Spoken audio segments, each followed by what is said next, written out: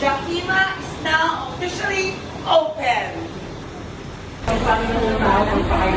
makatapos na ng shoot namin. So, after ng shoot, diretso naman kami dito sa opening namin.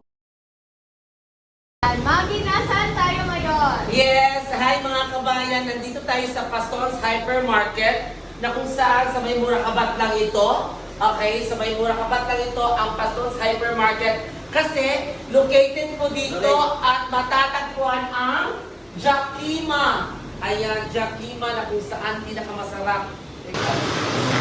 Hi guys! So, nandito tayo ngayon sa Yakima Asian Food House. Share May natin. good news po. So today, since opening nila, bigay sila ng 30%. Ikaw ang sasama. So kung nandito kayo sa area, dito sa Murakabat, halina kayo. May kasama ka. May kasama pala ako dito ngayon na, since live tayo today. Oh. Ayan, mga si Club Pinoy Daily. Yes.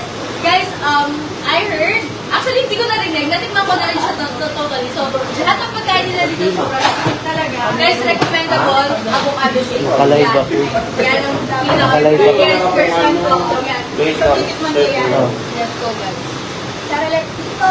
At ang ating mami, Choki Etchosera. Ayan. Mami Choki!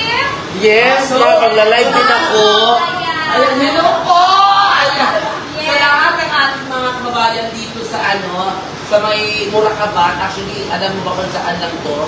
Sa may Pastor's Hypermarket, kung saan malapit lang po ito sa Market, Alcorer, sa may, ano nga to? Yung metro station dito? Alvin. Alvin. Oo, malapit na to. So, ngayon po, maganda yung place nila kasi may dining din tayo. Pwede take out, pwede dining. Yes, yes, Yung of mango course. avocado na napakasarap. Yes. Ako, gusto ko naman ngayon yung gusto ko naman mag-explain. Okay, perfect. So guys, maya-maya lang po mag-opening na tayo. Chance na kayong manalo ng iPhone. Bibigyan kayo ng ticket. Okay? Bibigyan kayo ng ticket ni Madam In. 5, 4, 3, 2, 1. Yay!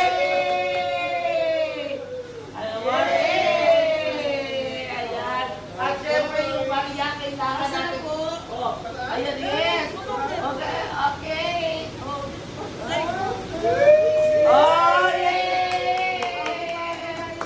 Ayan, palakpakan. So, pasok tayo mga kaibigan. Ayan. Abangan nyo yan, marami kami mga promos. Kumain na kayo, nabusog na kayo, at the same time, may chance kayong manalo. So, visit lang kayo dito. So may question ako kasi di ba sabi mo nga is a Japanese cuisine. So ngayon kasi pag sinabi natin Japanese cuisine, meron ba tayong mga sushi?